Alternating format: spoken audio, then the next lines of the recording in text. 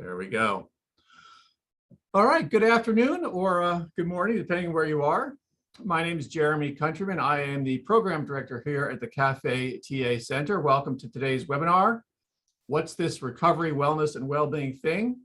How to support you and your family member. This is a webinar presented by the Cafe TA Center and facilitated by Kirsten Drybrough and Charlotte Stenick, who I'll be introducing shortly. You can go ahead to the next slide, please. So let me tell you, first of all, a little bit about the Cafe TA Center. We're one of 5 SAMHSA-funded consumer and consumer-supported technical assistance centers for adult mental health. We're housed here at a nonprofit organization that's based in Tallahassee, Florida, called the Family Cafe. We have a national scope and have programming on a number of disability topics for a wide audience. If you'd like to know more about supporting the consumer movement and about Cafe TA Center specifically, you can visit us online at cafetacenter.net. That's where you'll be able to find a recording of this webinar in future, also links to all kinds of resources, and of course, a way to sign up for our mailing list, which I would love for you to do if you haven't already. Go ahead to the next slide, please. So a few quick introductions here before we get going. As I mentioned, my name is Jeremy Countryman. I am the program director here at Cafe TAC. We also have John Ferrone, our training coordinator, with us here today. And I'd like to introduce you to our 2 presenters who are going to be sharing their expertise today, and I'm really excited about what they're going to be talking about. So our facilitators today are Kirsten Drybrough and Charlotte Stenick. They're both of Robin Priest's Live Your Truth. And they both have a lot of expertise and personal experience in family mental health, family peer support, and thinking through the role of family members in supporting people in their households that have mental health conditions, especially transition age youth, but also anyone of any age with any type of mental health condition. Oftentimes, it can be a challenge if you have someone in your household to know what to do right, how to help, how to avoid the frustration that might come when the people on different sides of the relationship have different expectations. And this is an issue that Kirsten and Charlotte both have a lot of expertise in, and we're really lucky to have them with us today to lead us through the conversation. Before I hand it over to them, I just will mention that we're definitely open to questions. We're going to leave some time at the end of the presentation for Q&A. If there's anything you want to bring up, there are 2 ways to do it. You can just put it in the chat right there in the Zoom. And there's also a little Q&A function that helps us keep track of questions people put in there. So either venue is fine. If there's something you want to bring up or ask specifically, please avail yourself of either one of those and we'll get to your questions at the end. So with that, I'm going to hand it over to Kirsten and Charlotte. Thanks very much for being here and welcome. Thank you, Jeremy. Hi, everybody. Welcome to our webinar. I'm Kirsten, and I'm a family peer support worker.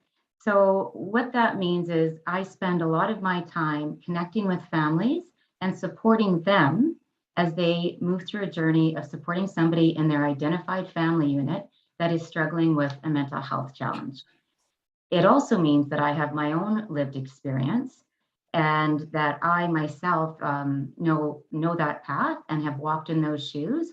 And this is where all of our work comes from. I want to share that Charlotte and I, when we do webinars and we work with families, we always have the idea of what would the me of today or the us of today say to the us of 10 years ago. And 10 years ago, I can tell you that a mental health challenge first crept into my family. And it did so completely unexpected, or that was my point of view. I had no education experience. Well, I can say I had very little understanding of mental health. And it really, really blindsided my family and it really put us into a swirl of some very difficult times and years to follow.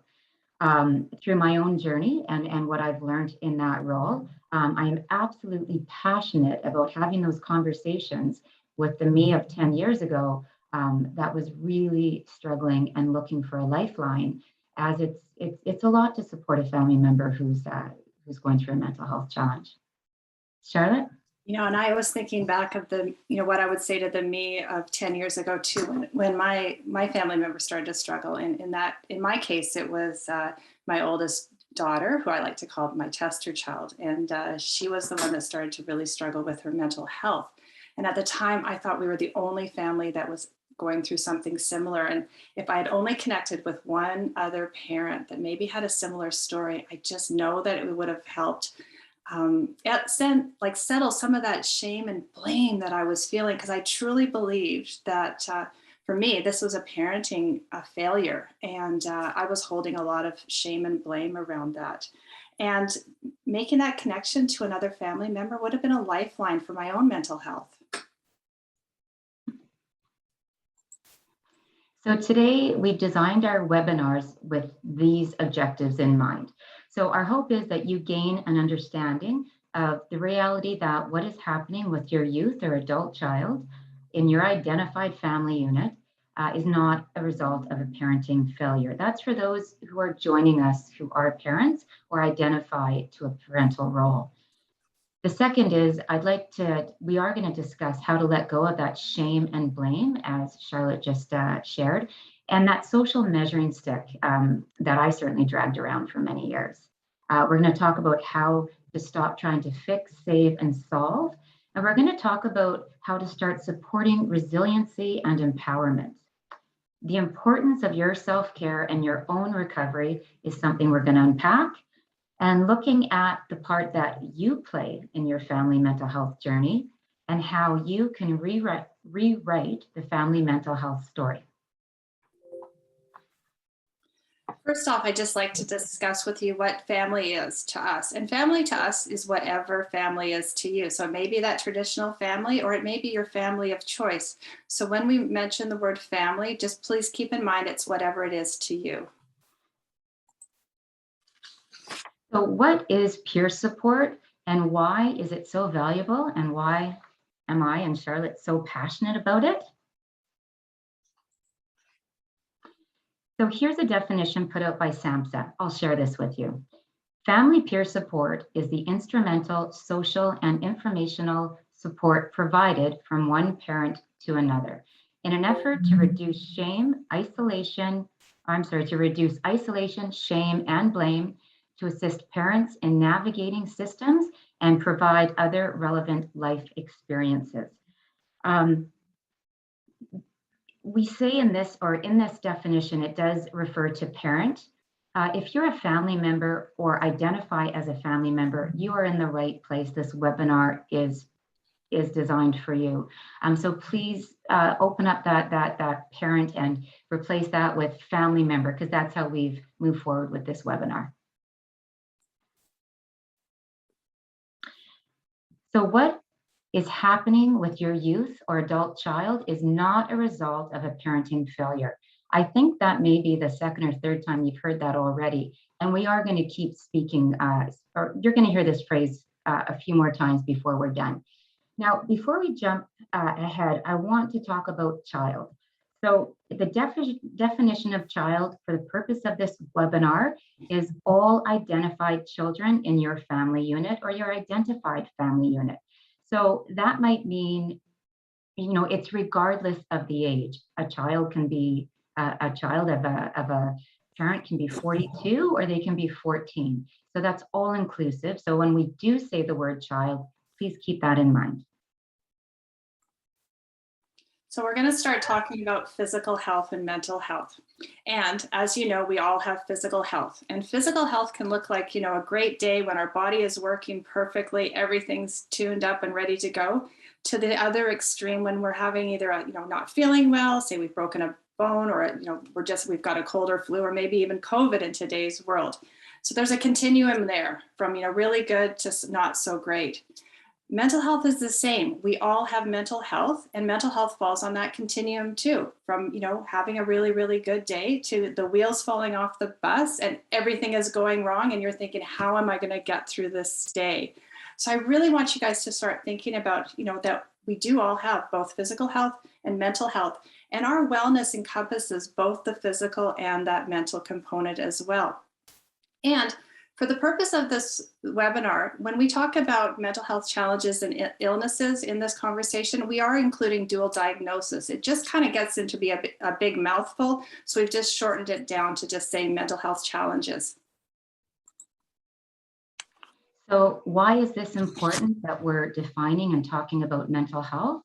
Well, if you're a family member and you're supporting another family member who's struggling with a mental health challenge, it's really important that you gain a better understanding of what that really means. And we know that for our experience, both Charlotte and I, that when a mental health challenge comes into a family unit, especially if it's under the same roof and you're sharing a home, that when that individual family member is struggling with that mental health challenge, the entire family unit is struggling with that mental health challenge. It encompasses those who are supporting that family member. It adds a layer of stress. It impacts their entire world. And yes, we know when an individual is struggling with a mental health challenge, that there's services and paths to follow and perhaps a recovery and a journey that happens. Well, the same goes for that family member that is supporting that person who's struggling. There's a journey ahead of them as well. And we're going to talk more about that. Here we go again, bringing it back up again. It's not your fault. When Kirsten and I are working with families, we often want to just hand them a t-shirt saying, it's not your fault, wear it proud. And we want to start tapping into where that belief comes from. Because for me, it was that shame and blame piece was buried deep. And I was looking every day for acknowledgement of, why this is true. So if there's one thing I hope that you take away from this, it is not your fault. And let's start working through where it comes from, where that belief. All right, our next section, time to let go of the shame, blame, and the social measuring stick. So here's a question you may have not asked yourself, but I would really like you to ponder this. Are you living with shame and blame?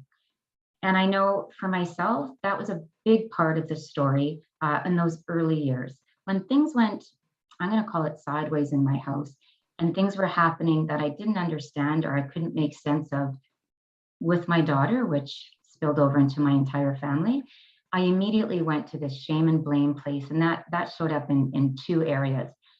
I had this narrative that was telling me that I failed as a parent, that if my daughter was struggling, I was not providing her with what she needed to thrive.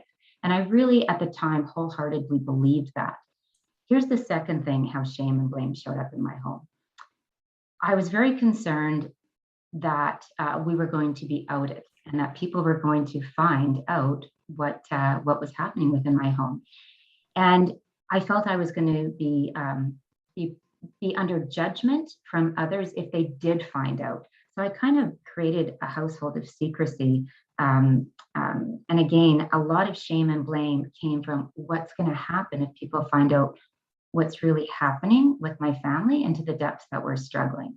And, that was something I spun in my own head. And I don't think that was all true. I think that was something that was part of that narrative that I spun as well. So letting go of the social measuring stick. Well, I can tell you in my story, I dragged around a social measuring stick for about 6 years. And let me explain how this works.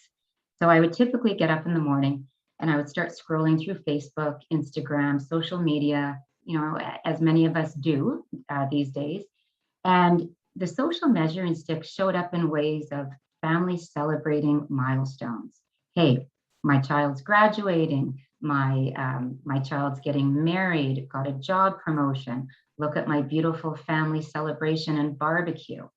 And, social media can make things look pretty grand. And things happen in society in a certain pattern. And I really held true to that, and I needed to let go of that. The thing is, the social measuring stick doesn't tell the whole story. So in my family, my daughter graduated high school at 19, and she graduated at home on medical leave. And at the time when that was happening, that was something I struggled with, and I felt that was a failure.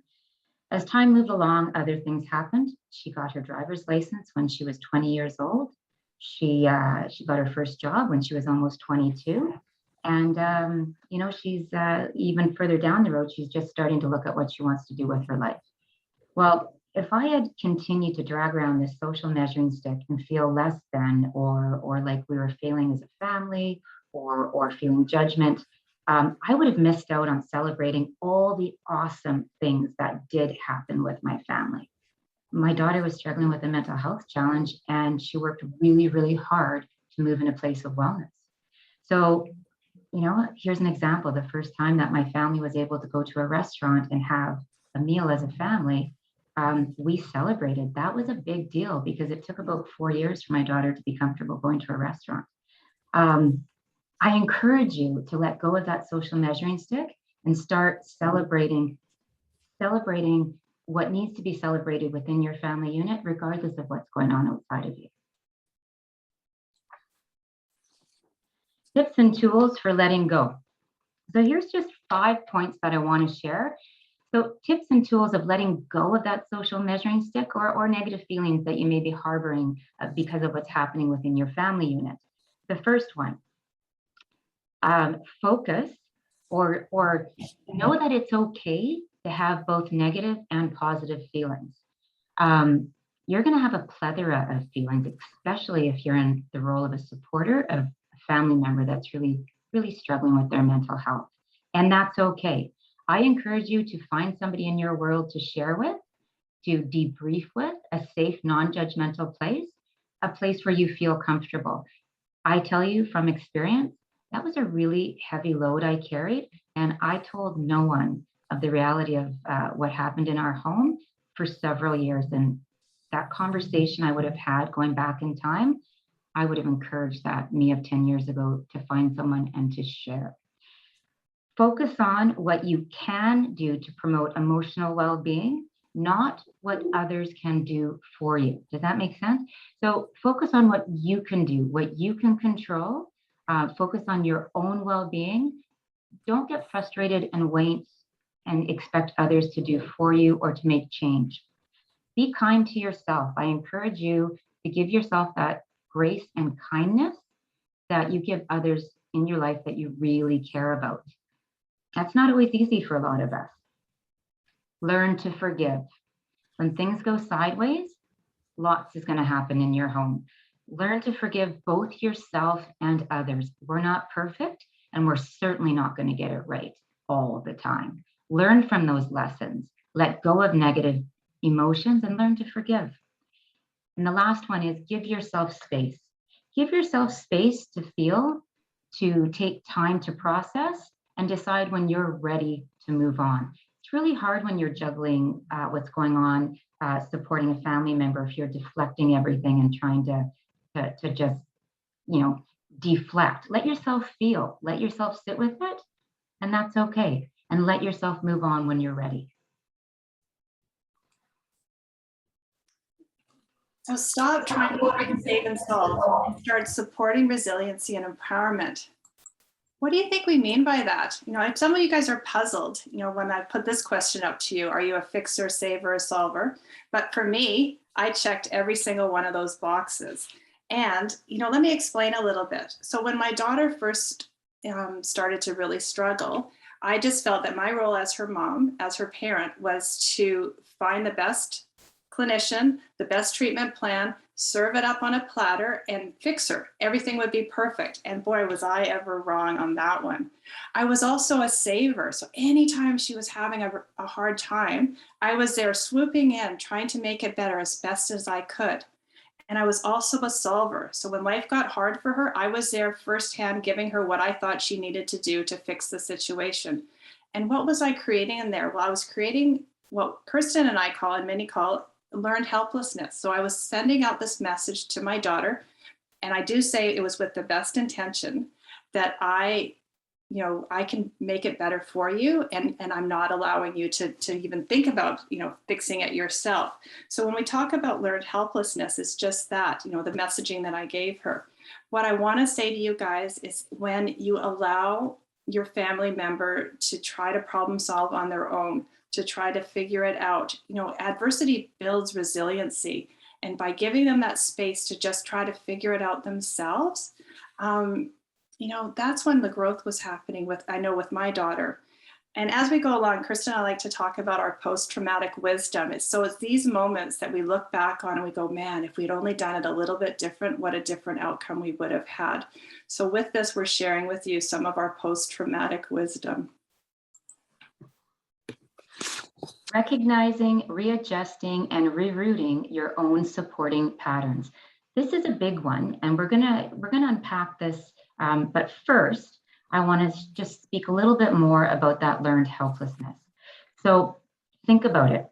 If I know I was certainly guilty of promoting learned helplessness in my house. When my daughter was struggling, I instantly ran in, as Charlotte said, and I was a natural fixer, saver, solver. I had a really hard time seeing her in pain and seeing her in discomfort. And there was a lot of that. So my instinct as a mom and my natural instinct as a human being was to come in and take that away from her and to carry that load for her and do for her. So the message I was sending was, you can't do for yourself, others have to do for you. I was sending that over and over again. And think about it. Why would I be surprised when she fell into a role of learned helplessness and did not do for herself and expected others to do for her, and almost over-identified with a diagnosis as, well, I can't do this because I have this diagnosis, or you know, I'm broken, whatever that message was she was being sent. Yeah, that's that lesson, that post-traumatic wisdom that I would have shared with the me of 10 years ago. So let's talk about the other end of the spectrum, supporting resiliency and empowerment and fostering hope. So this is what we can embrace, and I encourage you to embrace supporting a family member who's struggling with a mental health challenge. So as Charlotte touched down on, supporting resiliency, that means we're gonna have to let our family member sit in some discomfort, go through adversity, and we're gonna have to learn to be okay with that without rushing in, saving, solving, or bringing our own agenda to that. So to build that resiliency muscle, we have the power within our own actions to step back and allow them that space. That's really important. Empowerment. Now, empowerment comes when we can support them to know that they can, that they have the answers within them, that they are more capable than they believe. And with that comes that feeling of empowerment. So let's link back to that learned helplessness that I was promoting in my daughter's world and in my family story. How would she ever move forward and feel empowered if I was fostering learned helplessness and just doing for her? This all comes around to our actions, right? Now, the next one is fostering hope. And this is a big one. So hope is that catalyst for change. It's that thing that says, hey, you know what? Things are going to get better than the now, and it's not always going to be like this. So fostering hope. So as a family member, I know for myself at times, my daughter lost hope, and I could actually hold on to that hope for her until she was ready to feel it again, if that makes sense. So always coming from a strength-based perspective, always letting them know that things will change and we will get through this, holding on to hope and creating a culture that fosters hope in your supporting role as a family member. That's a lesson I wish I had known. So we're going to start talking about the importance of your own self-care and your own recovery. And I know for me, this was something that I neglected early on. I kept saying, you know what, I'm good, I got this. Like, don't worry about me. It's all about my daughter. And the truth is that, well, there's two parts of this. It takes a lot when you're supporting somebody who's struggling with mental health, and it has an impact on your own mental health and your own physical health. For me, it showed up in a nervous stomach and in migraines and just stress in my neck. But you know what? I got this. I'm good. And the truth was I wasn't, and we refer to this as battle fatigue or compassion to fatigue. And, this chronic stress that I was under, and then the physical health, it did havoc on my body back in the day. And I kept saying, it's good. I've got this. I'm fine. But when I think back, I wasn't fine, and I wasn't giving my family that 100% that I could have had I been feeling better. So when I think about self-care back then, it's not about getting your nails done or going for a facial. It's what can you do to support yourself for mental wellness so that you can be and I'm going to say a better support for your family. And in the family, it wasn't just my daughter, it was my husband and my other child as well too. I wasn't giving them the best that I could. And I encourage you all to look at what that self-care looks like for you. And it looks different to all of us. So please spend a moment and think about that. Thanks, Charlotte. So yeah, that gets me thinking about going back in time. I was fractured, and if you would have asked me how I was doing, I would have said I was fine. Don't worry about me. I'm here to fix my daughter, or I'm here to find answers for my daughter. So my own self-care practice was completely absent. But the thing I didn't know back then was my self-care was actually a gift to my family from me. It just is. Here's the 5 benefits of self-care to you and your family. You reduce the risk of illness regarding both your physical and mental health. There's chronic stress that comes from supporting a family member who's struggling with a mental health challenge. Self-care is imperative to maintain your physical and mental health as well. Restoring your health and well-being will help you live the life you desire, and it's going to give your family the best version of you.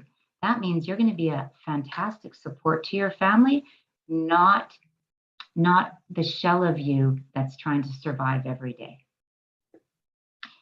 Reducing battle fatigue will improve relationships, not only in your own family, but in your entire world. Enhancing the whole you.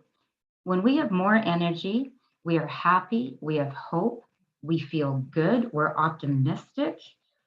We have the capacity to be a great support and to give our family, again, the best version of us, but also everybody in our life and our world.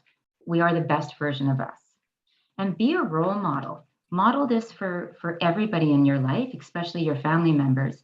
Let them know that it's important to take care of yourself. Be a role model that, yes, you matter, your health matters, and you need to nurture that, both physically and mental, right?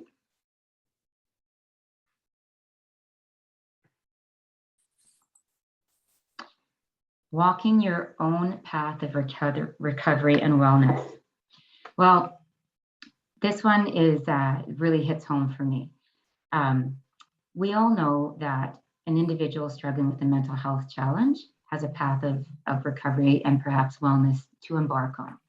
And the thing that is not known in society, I think I touched on this, is that somebody supporting, a family member supporting someone with a mental health challenge, they too actually have their own path of recovery and wellness to embark on as well. I'll explain more on the next slide. So here's a family recovery definition. This was put out by the Mental Health Commission of Canada. And this was actually, going back in time, a big aha moment in my life. As I work with families on a daily basis, I often pull this definition out and I share it. And I'm going to share it with you. So a family recovery definition. The idea of recovery is approached from a slightly different perspective. The family member strives to recover from the emotional turmoil, grief, and/or fatigue that may result from caring for someone with a mental health challenge or illness. The family member's path to their own mental wellness or recovery is likely to be enhanced by a better understanding of their loved one's illness and through the development of more effective coping skills. Greater confidence, accepting the situation, and having hope for their loved one will help them to be more effective caregivers and supporters, while also helping them to sustain their own well-being. We refer to this as having achieved a level of readiness. And I know in my own family story, when I saw this definition for the first time, it validated what I was feeling. It validated why I was so fractured at that time. It validated that, wow, I've got some work to do, and this is why I don't feel whole.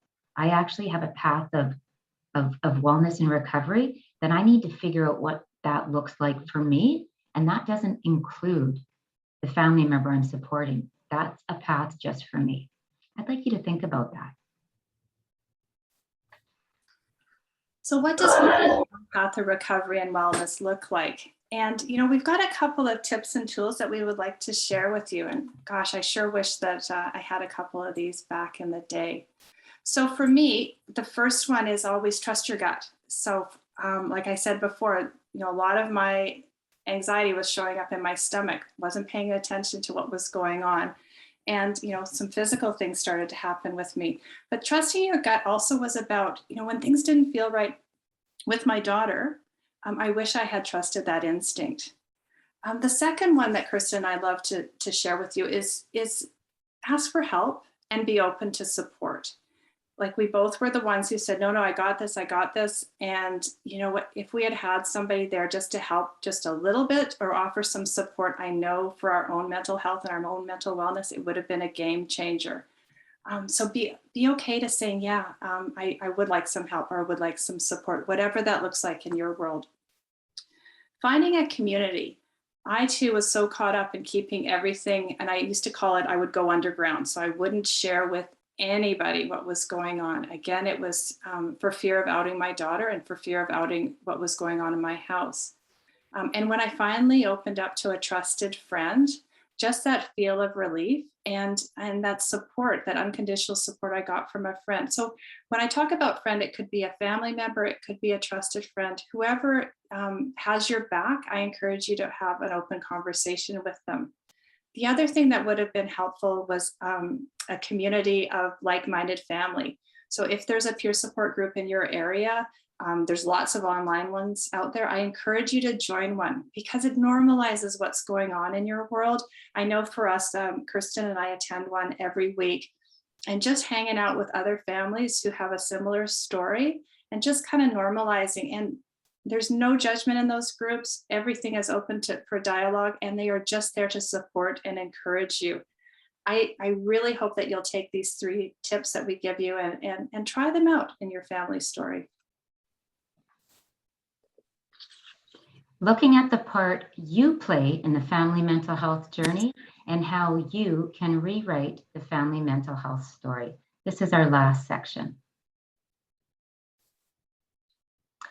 What do I do now? The role as a family member. So when I work with families, this is the most common question I get. What do I do now? And families present this to me almost like they're a deer in headlights. I can go back in time and I think about how many clinicians, how many service providers that I would ask in the darkest of times when I was walking halls of facilities or services. What do I do now? And I can tell you, going back in time, when I was asking that question, I was still very much caught in that role of fixing, saving, solving, and I was looking for that fix. I was pretty sure that if I worked hard enough and I could find, in my story, this is how it went. If I worked hard enough and I could find a very definite diagnosis, then with this said diagnosis, everything could change. My daughter would be fixed and our life could go back to how it was before a mental health challenge entered my family. Well, here's what I didn't know, and here's the conversation that I would have had with the me of 10 years ago. You know, what do I do now? You look at the role that you play. You look at your contribution to the family mental health story. You look at the actions of your own. You look at what you contribute. And that kind of comes into the play of, you know, reacting to an action of the family member you're supporting. Well, if we keep given the same reaction and we just keep, not trying to rewrite the script, why are we surprised when nothing changes, right? So I would have encouraged myself to really look at my role, my own actions, and how I could change my own patterns. I would have also told myself at that time, you need to start putting some energy back into your own cup. You need to start caring for yourself, and you need to take a step back and you need to breathe. And again, I would have probably whispered, and this is not your fault, because I still felt that.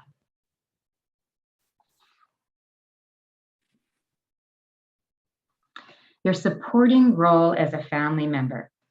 Well, we talked about feeling empowered, right? How in your supporting role, how if you can give somebody space, well, we'll back up a bit. If you can give your family member space to kind of go through some hard things without jumping in and taking it over, most likely they're going to start to build on that resiliency muscle. If you encourage somebody that they have the answers within themselves and not just provide them with what you think all the answers are, but kind of back it up and have some curious conversations with them about how they're feeling, what their recovery and wellness looks like, that's when they feel empowerment and they realize they actually have some answers within them. And if you, in your role right now, are using phrases like, what can I do for you? What do you need from me? If those are phrases that come out of your mouth and in your supporting role as a family member, I encourage you to rewrite the language a little bit. I encourage you to start responding or approaching your loved one or your family member with, hey, how can I support you with that? And, maybe something like, that looks really hard. You're right. I don't understand what it's like, but maybe you can tell me more about that. I really would like to understand more. Or, I'm here for you. If you want to work through that together, I'm here to support you. So that, thinking of that true supporting role as a family member, that's what I'd like you to think about. So you talked about when one person in your family is struggling, it impacts all of the family. And we want you to start to think about what Kirsten and I refer to and others refer to as the parallel process. And that is that there's work to be done between all members of the family. So to put all that expectation on the one who is struggling with mental health challenges, that's a lot. But when you start to look at the role we all play, so if we all start to do the work and we all identify what our role is in that our family's mental health story, that's when you're going to start to see change. So I encourage you to start to look at the role that you play and what areas that you can start to make change in. And I know in my family, when I started to make the change, the others started to look at their role as well. And that's when I saw the greatest change in my family and my family's mental health story. And that parallel process ties us back into recognizing, readjusting, and rerouting your own supporting patterns. So first, let's start with recognizing. That's what I challenge all of you today, to just take some time the next few days and really think about it, about your role in the family mental health story. And if you can recognize patterns, if you can recognize the part that you play, and just identify that, I'd like you to think about how that recognizing comes up in your own family's mental health story. The second one is readjusting. Well, readjusting is about embracing change. So just because we've done something a certain way for a very long time does not mean we have to continue to do it the same way. I'd love for you to start thinking about readjusting your actions and your patterns. So the truth of it is, we have a little more power than we think we do in this family mental health story. So if we can recognize and then think about readjusting, that's how we're going to create some change. That takes me to rerouting. So when you look up rerouting, it really means taking something in a new direction. And through recognizing, readjusting, our hope is that you can start to reroute what's happening in your family story. And again, this happens with your actions, and this is only something you can do.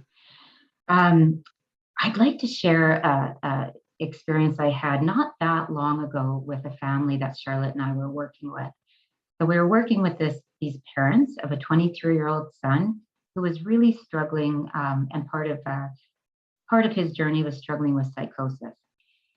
And we had met with the mom and the dad a couple of times, and on our third meeting, the dad was really excited just to get right to it. And he said, I got to tell you guys, after our last meeting, I did a lot of thinking. And I realized something. It's not just about him, it's me too. And every time I tell that story, I get goosebumps.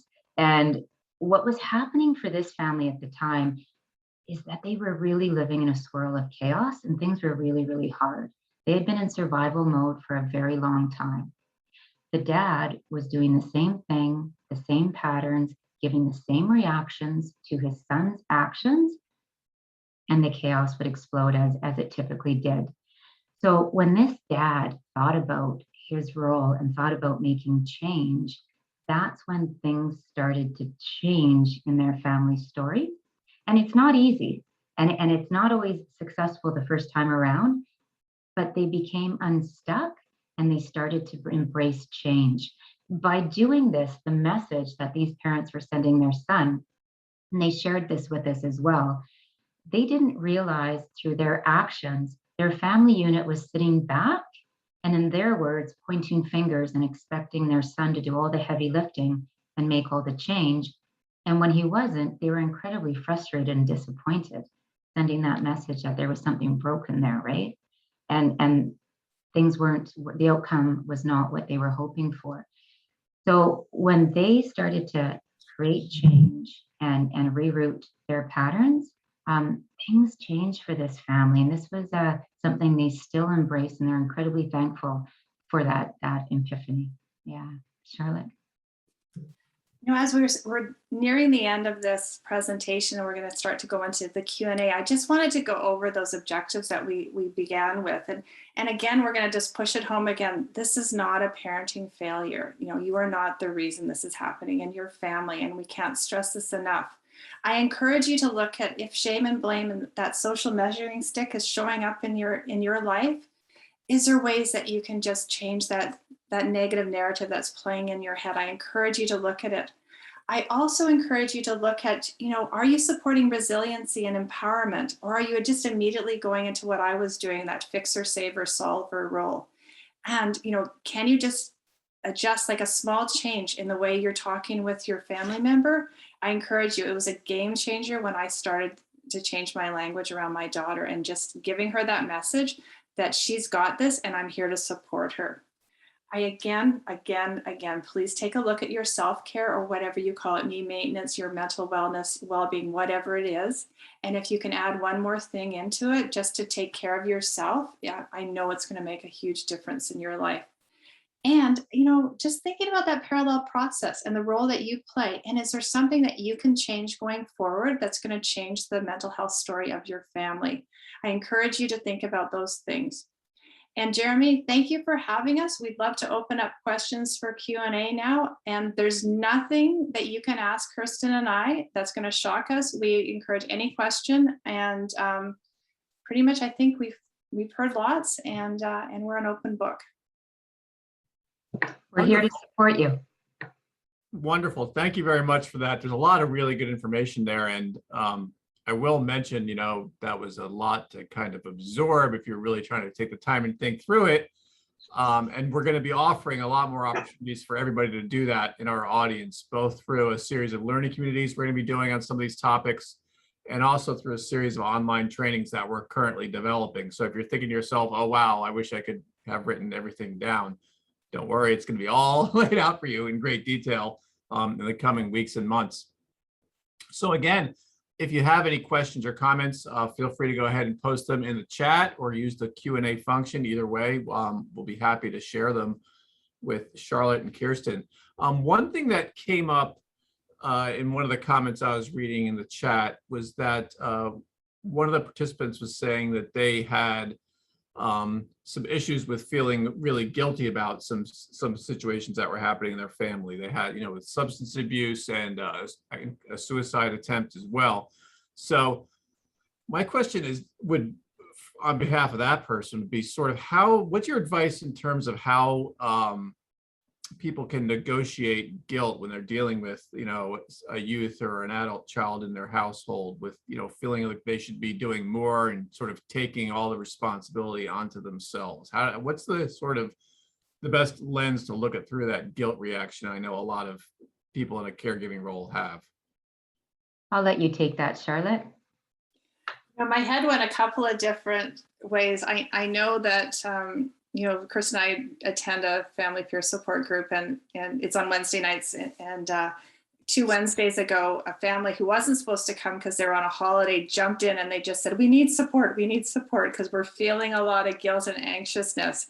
And Kirsten and I are facilitating the group. We didn't say anything. The whole group of families, they just embraced them and gave them that encouragement to keep going. So I know that sounds a little bit hokey, but it was huge for that family. The other thing is just, the guilt is hard, and the guilt shows up often, and the guilt will bite you in the butt. And I will say that Kirsten and I wear these T-shirts called "Bumpy is Good," and life is going along really, really good, and all of a sudden you're thrown a curve. I encourage you to reach out to others who can offer support for you when you're feeling guilty, because the mom and dad guilt, it does show up. I tend to journal a lot, and I know that sounds hokey, but I have this 90-10 rule, or 80-20, depending on what I'm feeling.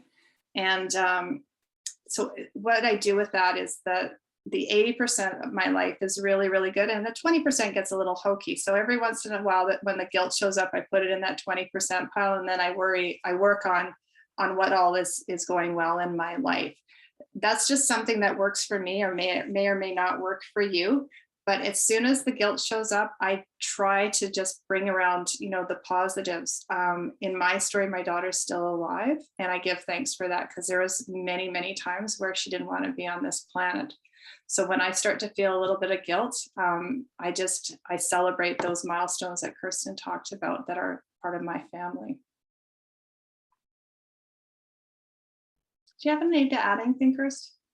Oh, just that, it is such a common question and discussion that we have with families. And that's why we said it, I think, 4 times in this webinar.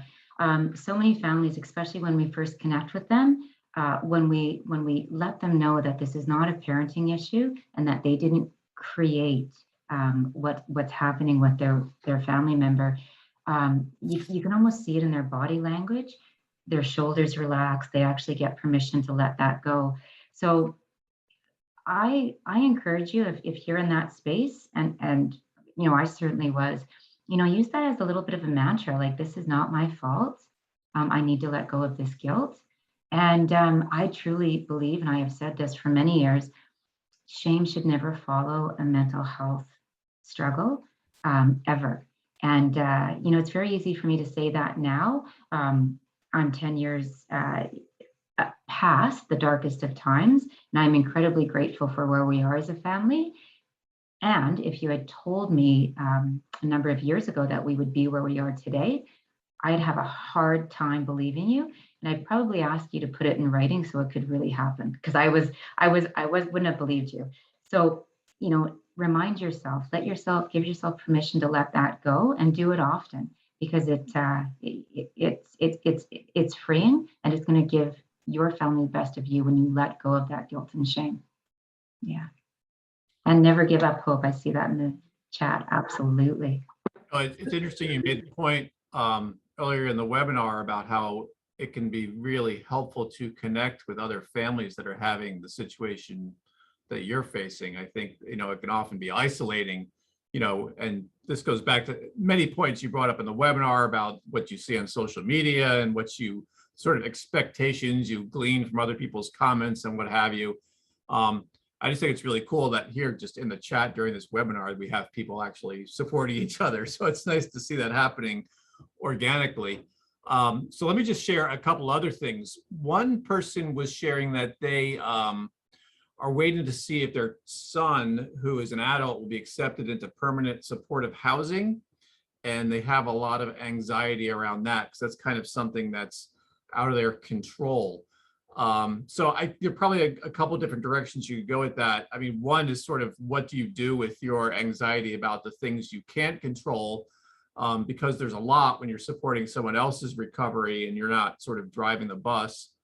And also, you know, the whole issue of housing, I think, is also an interesting question. You know, people with youth and adult children dealing with these issues, I think, confront a lot of questions around that. Because on the one hand, you know, you want to foster independence. On the other hand, you know, you're concerned about the safety and well-being of the person in your household, and that kind of transition. It can be like a great goal and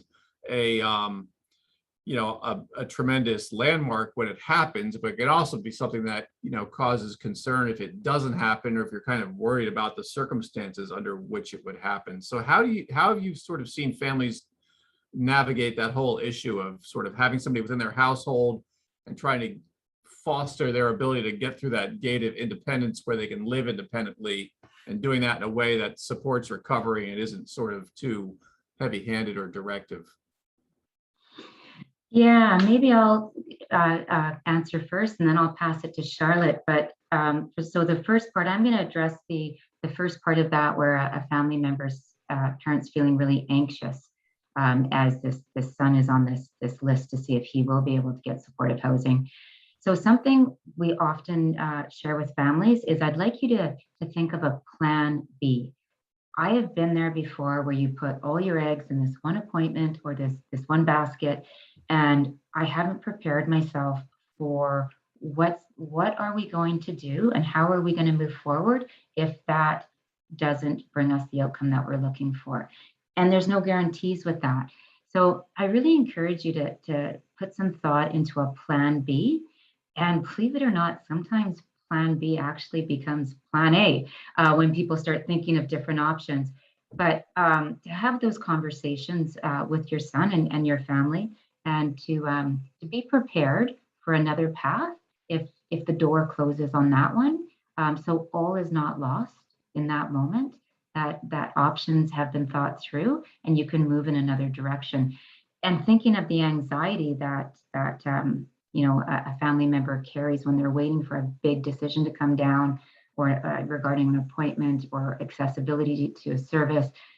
You know, my advice to you is to really just breathe, to know that what will happen will happen, and that's going to be okay, and you can move through that as a family.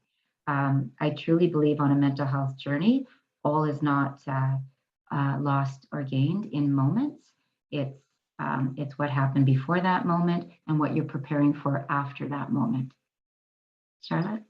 Yeah, and you know, Betty, I was just reading your question too, that you don't have a plan B, and I know it's hard finding plan Bs, and I encourage you, and I know you're saying we've tried and we've tried, and you know, as families we try again, and I encourage you to think outside the box. And I know we have quite a few families that come on who talk about this supportive housing model. And it's in sharing of stories with others that ideas come forward. And it's not that sometimes we haven't thought of an angle for plan B. So I encourage you, wherever part of the country you are at, see if there's a support group that could maybe, you know, you could join and you could ask these questions, because you get creative, and families share ideas that worked for them. And like I said, it may open a door for a plan B for you.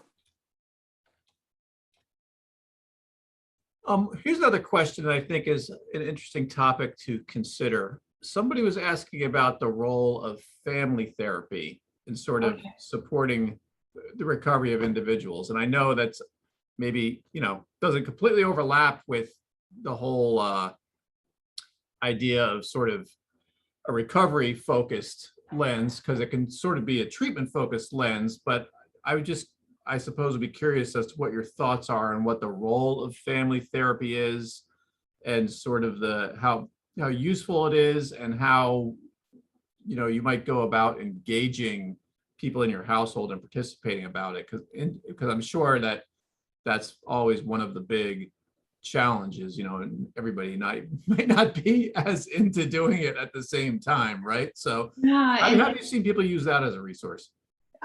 Kirsten, I'll start on this one, and then you can finish. So you got to get buy-in from everybody in your family. If you don't have the buy-in, it's not going to work. So in the case of my family, the buy-in wasn't there. So my youngest, who was just starting middle school, she would have no part of it.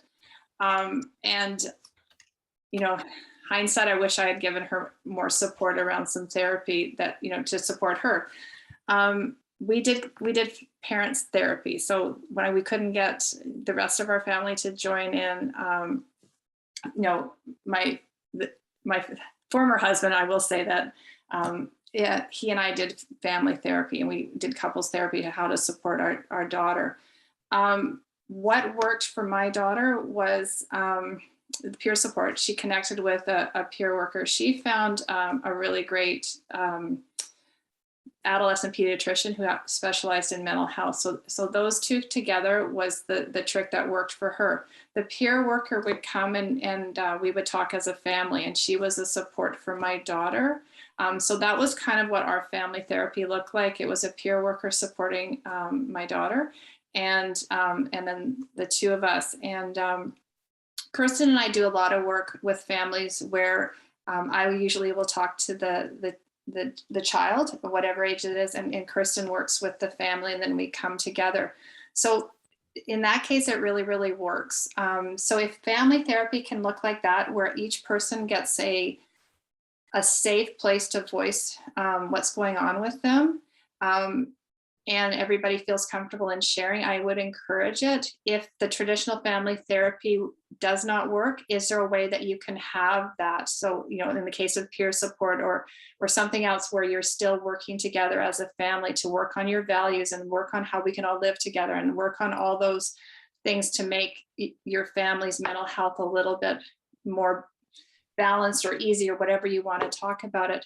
I mentioned my youngest one and she did a podcast on the forgotten child. So she was the one that was sitting at home going, okay, God, the rest of my family is going through a really, really hard time, and I'm just trying to figure out life on my own. I wish that I had spent a little bit more time working with her and supporting her and allowing her voice to be heard, because she was tiptoeing around trying to not add any more stress to our family. And she talks about it now. She's in her 20s, and the impact it had on her and her mental health. Yeah, and I'll just add briefly to that, Charlotte. The thing is, what works for one family may not necessarily work for another. So going back to everybody has to be have buy-in, absolutely. The reality is for a particular family, family therapy might be a game changer. It might be something that was a really relevant part in their story. And for another family, it may have never happened and not have worked for them. The one thing I do encourage you to look at is communication. If you're thinking about family therapy, chances are perhaps there's some communication struggles within your family, and not to market our workshop, but we do have a workshop about communicating, especially when a family member is not feeling well, and that's something I encourage you to if you're thinking of family therapy, or if you have a communication issue, to look at that workshop that we have. Yeah, and that communication piece can add, if we all talk on different communication styles, and I know that, if any of you guys are working and you've gone through, say, DISC, like it's a lot of places in the workplaces will use communication styles and how to work as a team in your company or your organization. But you can also translate that into, how do you communicate in your family? And so Kirsten and I spent a lot of time, looking at communication styles and, is everyone in the family being heard? Like, are you actually like, so I would encourage you to, if you're going to do some therapy around that, check out, what they do as far as communication styles. And if she, if the therapist doesn't have it, there's lots of things that you can go online and look at that. It was a game changer in my family when we started to realize we all have very different communicating styles.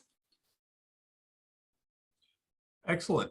Well, we've reached the top of the hour. So if you guys want to go to those last couple of slides, I'll just talk everybody through the conclusion here. But before I do that, I just want to say again, thank you to Kirsten and Charlotte for being here with us today and providing your expertise. Thank you to everybody who attended, especially those of you who shared your own personal experiences. It means a lot to us that you're willing to do that, that you want to put that out there.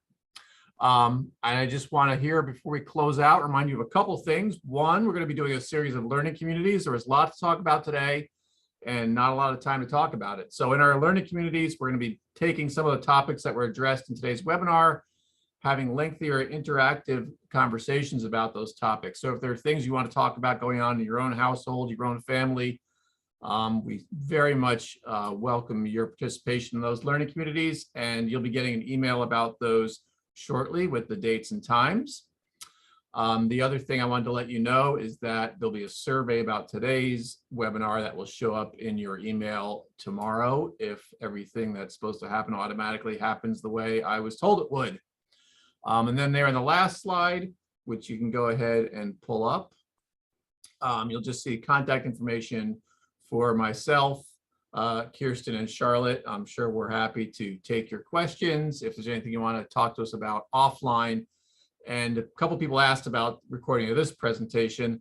Yes, it has been recorded, and we're going to put that up on our website at cafetacenter.net. Ideally, it will be there by the end of the week, depending on how long it takes for Zoom to make it available. So with that, again, thanks everybody for joining us today. We very much appreciate it, and we'll look forward to talking to you again soon. Thanks very much. Thank you. Thank you.